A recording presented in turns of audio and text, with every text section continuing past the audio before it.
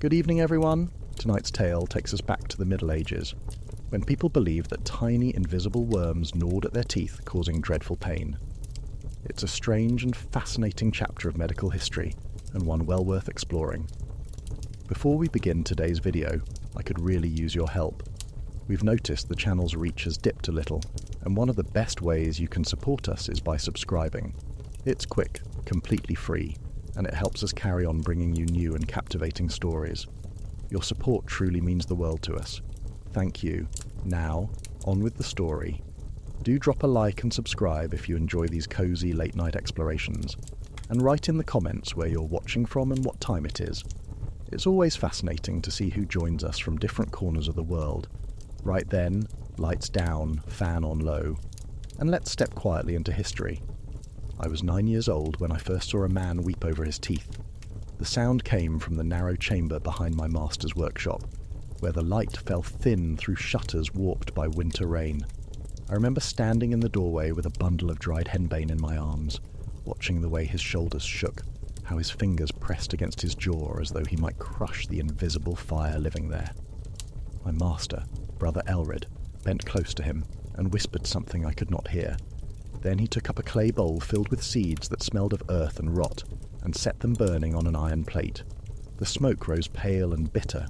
It filled the room like a living thing, curling into the corners, settling on our robes.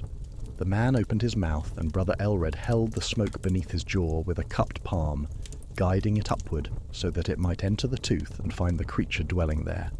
We believed in the worm. Not as a figure of speech, not as a symbol written in the margins of old manuscripts, but as a truth as solid as the stone walls of the monastery where I grew to manhood. The worm was small and pale, they said, coiled in the hollow of the tooth like a serpent in a cave. It fed on something we could not name, sorrow perhaps, or sin, or simply the slow corruption that comes to all flesh.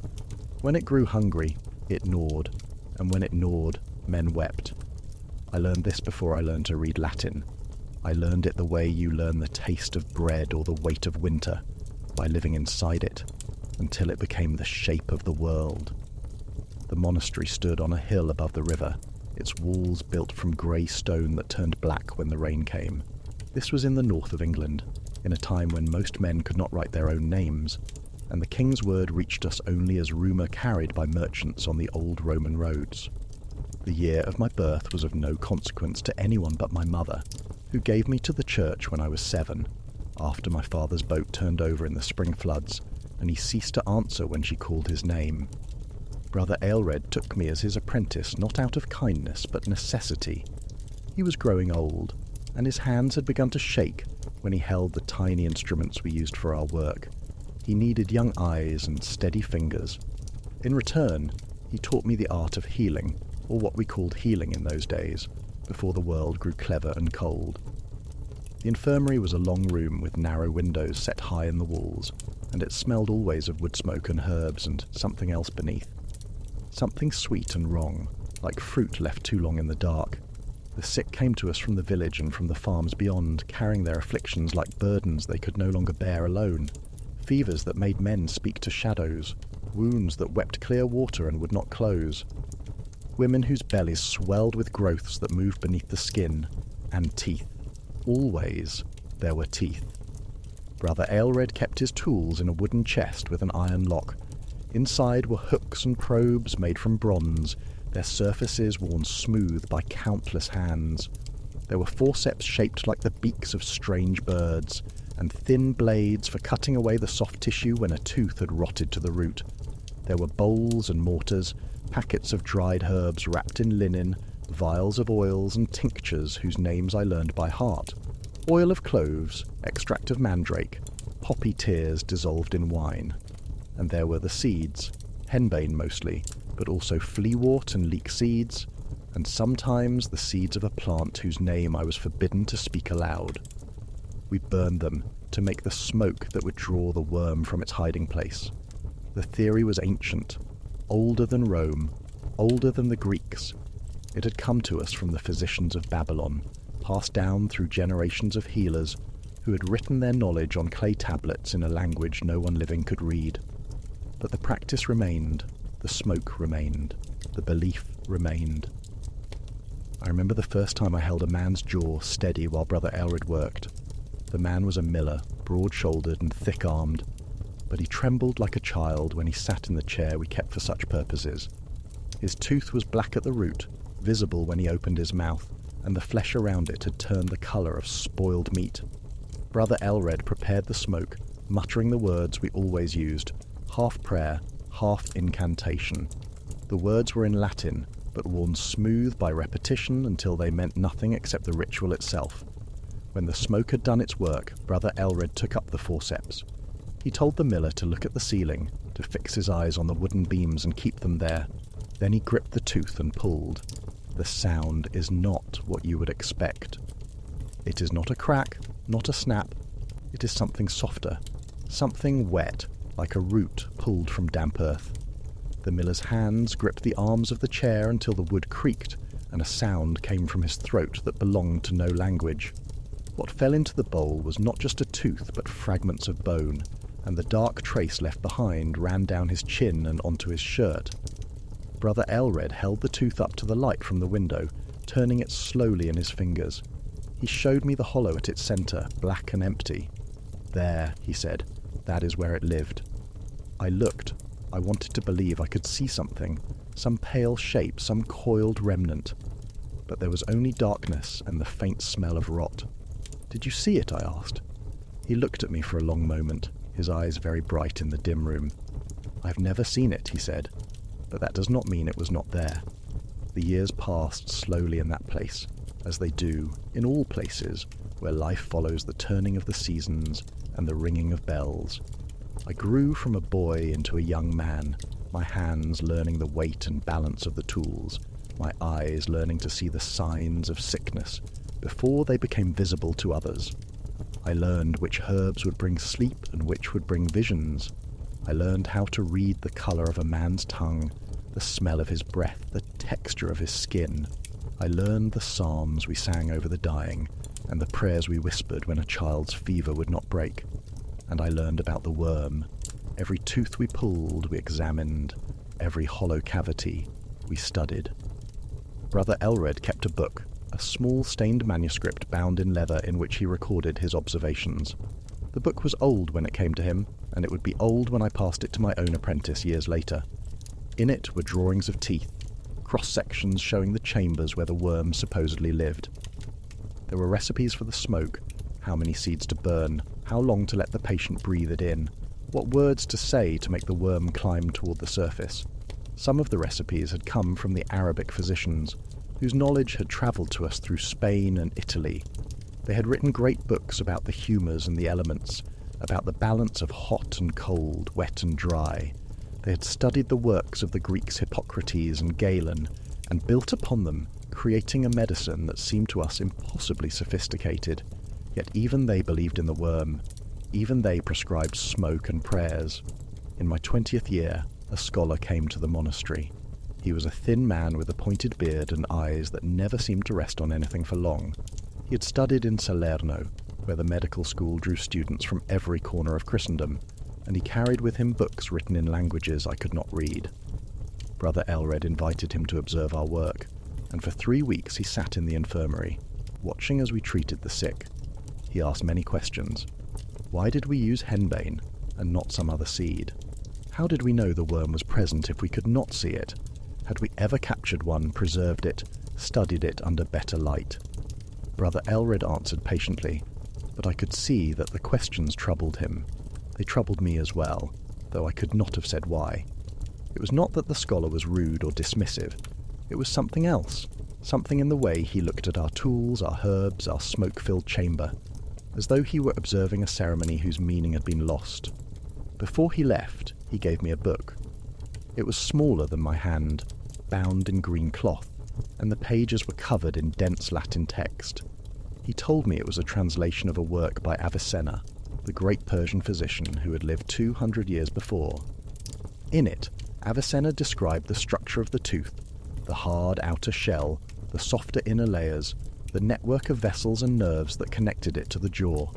He wrote about decay, about the way certain foods and humours could weaken the tooth from within, but nowhere in his careful descriptions did he mention a worm.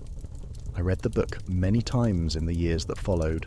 I read it by candlelight in my cell and by the thin dawn light that came through the infirmary windows. I read it until the pages grew soft and the binding cracked. And slowly, very slowly, a question began to form in my mind, a question I did not dare speak aloud, not even to myself. What if the worm was not real? Brother Elred took ill in the winter of my 24th year. It began with a cough that would not leave him, and then a weakness in his limbs that made him shuffle when he walked. By spring he could no longer rise from his bed. I tended him as he had tended so many others, bringing him broth and wine, changing the linens when they grew damp with sweat. We did not speak of his dying. There was no need. We both knew. On the last day, when his breathing had grown shallow and his eyes saw things I could not see, he called me close. "The worm," he whispered. His voice was barely a sound. "Did you ever find it?" I told him no. He smiled, or tried to. His lips were very dry. "Keep looking," he said. "It is there." Then the silence took him, and I was alone. I became the master of the infirmary. The title came with no ceremony, no formal recognition. One day, I was the apprentice, and the next day, I was the one the villagers sought when their children burned with fever, or their fathers could not pass water. I was 25 years old, and I had never travelled more than a day's walk from the monastery walls. The work continued, as it always had. The sick came, and I did what I could for them. I set broken bones and lanced boils and delivered babies in the dark hours before dawn. And when they came with aching teeth, I prepared the smoke and said the words and pulled what needed to be pulled. But something had changed, or perhaps I had changed, and the work remained the same. I began to notice things I had not noticed before. The way a man's tooth might ache for weeks, then suddenly stop, not because we had treated it, but for no reason we could name.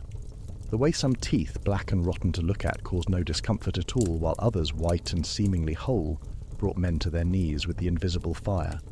The way the smoke sometimes seemed to help, and sometimes did not, with no pattern I could discern. I started keeping my own book, separate from the one Brother Elred had left me.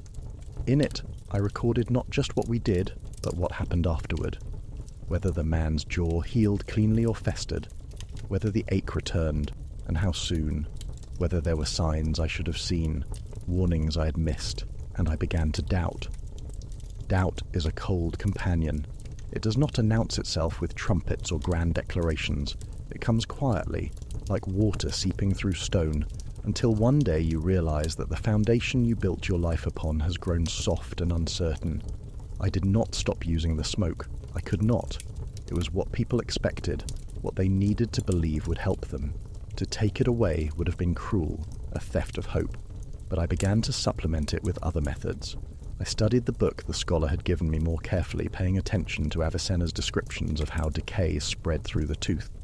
I experimented with different mixtures of herbs, not to summon or repel a worm, but to numb the flesh, to reduce the swelling, to clean the wound after the extraction. I learned that clove oil, applied directly to the tooth, could ease the gnawing within more reliably than any amount of smoke. I learned that rinsing the mouth with salt water after a tooth was pulled reduced the chance of festering. These were small discoveries, practical ones, and they came not from ancient texts but from simple observation, from trying different things and seeing what worked. Yet I still told the patients about the worm. I still burned the seeds and said the prayers. Because what else could I tell them? That their suffering had no shape, no name, no creature they could picture being driven out? That it was simply decay, simply rot, simply the body breaking itself down from within? They needed the worm. They needed to believe their agony had a cause, a villain, something that could be fought and defeated. Who was I to take that from them? The years turned. Wars came and went. Distant thunderstorms we heard about only in fragments. A new king was crowned. The harvest failed, then recovered, then failed again.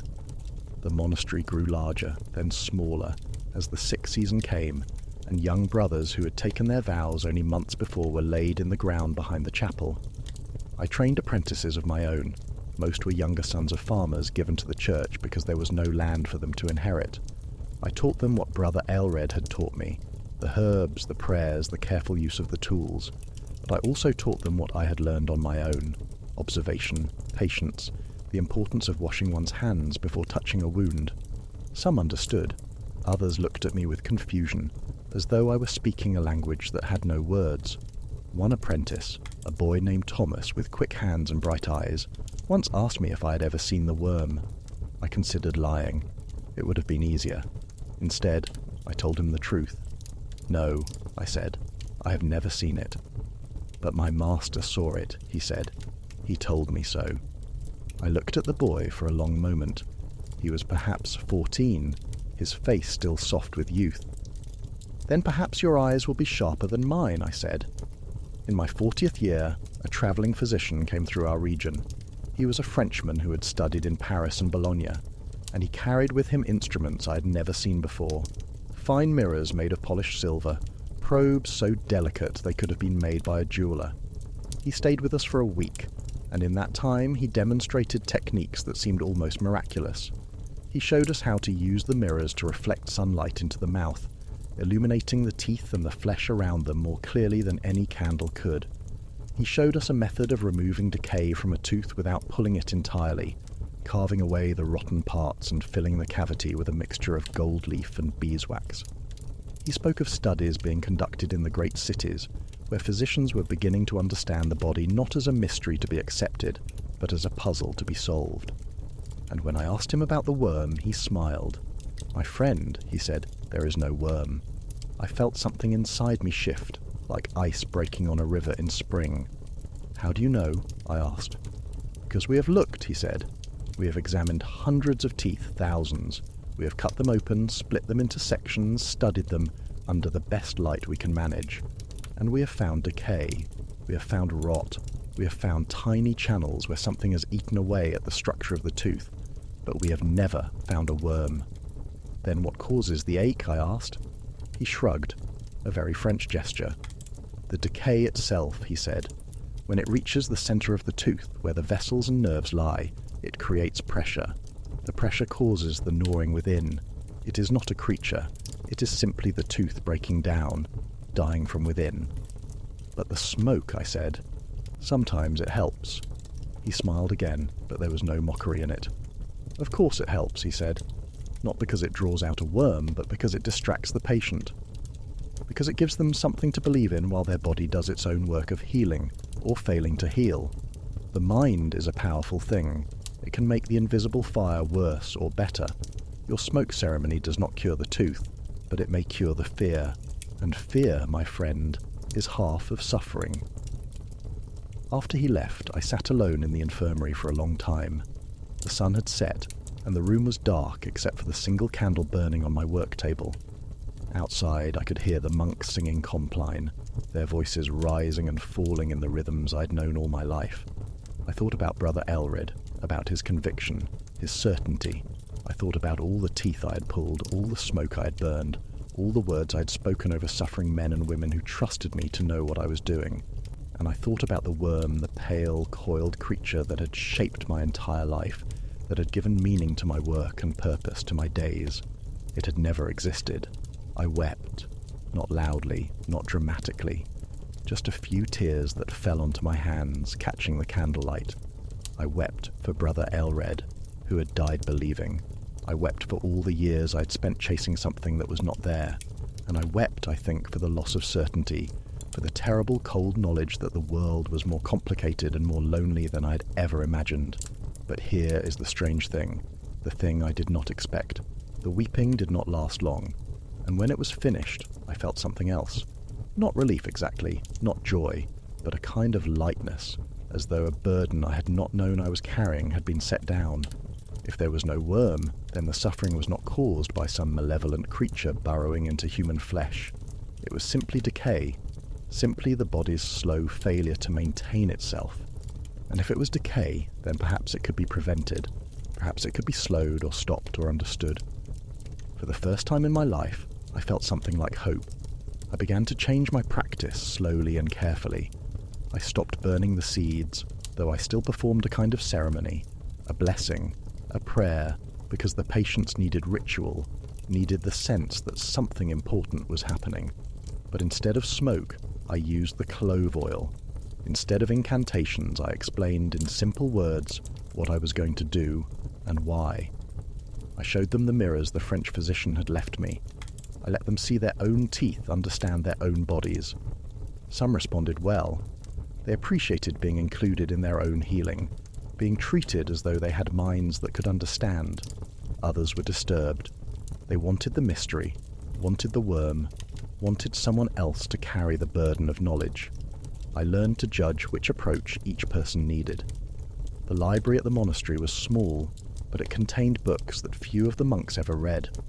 Medical texts mostly copied by hand from older sources, their Latin sometimes so corrupt that the meaning had to be guessed at. I began to spend my evenings there reading by candlelight, making notes in the margins. I read Galen and Hippocrates. I read the Arabic physicians Al-Razi and Al-Zahrawi, whose work had been translated into Latin by scholars I would never meet. I read everything I could find about the structure of teeth, the nature of decay, the methods of treatment, and slowly, piece by piece, I assembled a different understanding. The tooth was not a mysterious object inhabited by demons or worms. It was a structure made of layers hard enamel on the outside, softer dentine beneath, and at the centre a chamber filled with living tissue that felt and bled. When food became lodged between teeth, when it was not cleaned away, it began to rot. The rot produced acids that ate into the enamel. Once the enamel was breached, the decay spread inward, faster and faster, until it reached the centre. When it reached the centre, where the nerves lay, the invisible fire began. It was not complicated, it was not mysterious. It was simply what happened when flesh and bone were not maintained, when the slow work of corruption was allowed to proceed unchecked. In my 53rd year, a young monk came to me complaining of a toothache. He was nervous, pale, his hand pressed against his jaw. I examined him carefully, using the silver mirror to look into his mouth. The tooth was not yet blackened, not yet rotten, but I could see a small dark spot on its surface, a tiny breach in the enamel. I explained to him what I saw. I told him that the tooth was beginning to decay, that the spot would grow larger if left untreated. And then I told him something I had never told a patient before. I told him there was no worm. He stared at me as though I had spoken blasphemy. "But brother," he said, "everyone knows about the worm." "I know," I said. "I believed in it myself for many years. But I have come to understand that it is not real. The ache you feel is caused by the decay itself, not by any creature living in your tooth." He was silent for a long time. I could see him struggling with this information, trying to fit it into the world he understood. "Then what can be done?" he asked finally. I showed him. I took a small probe, finer than any Brother Elred had possessed, and carefully cleaned out the decayed portion of the tooth. It was delicate work, and the young monk gripped the arms of the chair as I worked, but he did not cry out. When I was finished, I filled the tiny cavity with beeswax mixed with powdered myrrh, packing it carefully so that no gap remained. "There," I said, "the decay is removed, the tooth is sealed. It should not trouble you again." And it did not. I saw him many times in the years that followed, and he never complained of that tooth again. Word spread. Slowly at first, then faster. People came from farther away, from villages I had never heard of, because they had heard there was a healer who could save teeth without pulling them, who could stop the gnawing within without smoke or prayers. Some of the older monks disapproved. They said I was abandoning the wisdom of the ancients, that I was too proud, too certain of my own knowledge. Perhaps they were right. Certainty is its own kind of blindness. But I had lived with full certainty for so long that I was willing to risk the dangers of true uncertainty. I trained my apprentices differently than I had been trained. I taught them to observe, to question, to test their assumptions. I taught them that knowledge was not something handed down, complete and perfect from the past, but something that had to be earned through careful work, through failure and success, through the patient accumulation of small truths. Some of them carried this knowledge forward. I heard, years later, that one of my students had gone to Paris, had joined the medical school there, had written papers about the structure of teeth that were read by scholars across Europe. I do not know if he remembered me. if he credited the old monk in the northern monastery who had first shown him that observation mattered more than authority. I hope he did. The final years came as they come to everyone. My hands grew unsteady, my eyes weakened. The tools I'd once handled with perfect precision now felt clumsy in my grip. I trained a final apprentice, a serious boy with a gift for steady concentration, and when I was satisfied that he understood not just the techniques but the principles behind them, I passed the infirmary into his care. I did not tell him about the worm. There was no need. He had never believed in it. To him, it was just an old superstition, a story from a darker time. I wonder sometimes if that is what all of us become, stories from a darker time. I'm old now. My back is bent, my beard is white, and I spend my days in the small garden behind the monastery, where we grow the herbs for healing. I can still name them all: feverfew and wormwood, henbane and mandrake, St. John's wort and lady's mantle. I can still remember the smell of them burning, the taste of them in wine, and I can still remember the worm, the creature that never was, the pale, coiled thing that shaped my life, and then vanished like smoke when I finally opened my eyes and looked clearly. Was it real? In a sense, yes. Not as a creature of flesh and spirit, but as a belief, a story we told ourselves to make sense of suffering. The worm was our way of understanding something we did not have the tools to understand properly. It was a name for decay, a shape given to the invisible fire, a villain that could be fought and defeated. We needed it in those days. We needed to believe that anguish had a source, a cause, something external that could be drawn out and destroyed. The truth that decay came from within, that our own bodies betrayed us for no reason but time and chance was too difficult to bear. But now I wonder, have we truly moved beyond the worm, or have we simply given it new names? Do we understand our suffering better now, or do we just tell ourselves more sophisticated stories? I do not know. I am not a philosopher. I was just a healer, a man who spent his life trying to ease the gnawing within, first by chasing worms and later by scraping away decay. I did what I could with the knowledge I had, and when better knowledge came, I tried to use that instead. Perhaps that is all any of us can do. The sun is setting now, and the light is failing. Soon the bell will ring for Vespers, and I will join the other old monks in the chapel, singing the psalms I've sung for more than 60 years. My voice is not what it was, but it still knows the words, still finds the melody. And sometimes, in the spaces between the verses, I think about the worm. The creature that lived in every tooth that ached, the pale, coiled thing that fed on human sorrow. I spent half a lifetime chasing it out with smoke, until one day I learned that it was not the worm but the world itself that gnawed on us. But I also learned this, that we can ease the gnawing. Not always, not completely, but sometimes. Not through magic or mystery, but through patience and observation and care. Through the slow, unglamorous work of understanding. And if that is not hope, it is something near enough. The darkness is coming now, as it always does. But there will be another morning, another day. Other healers will take up the work, armed with knowledge I cannot imagine, seeing things I could never see.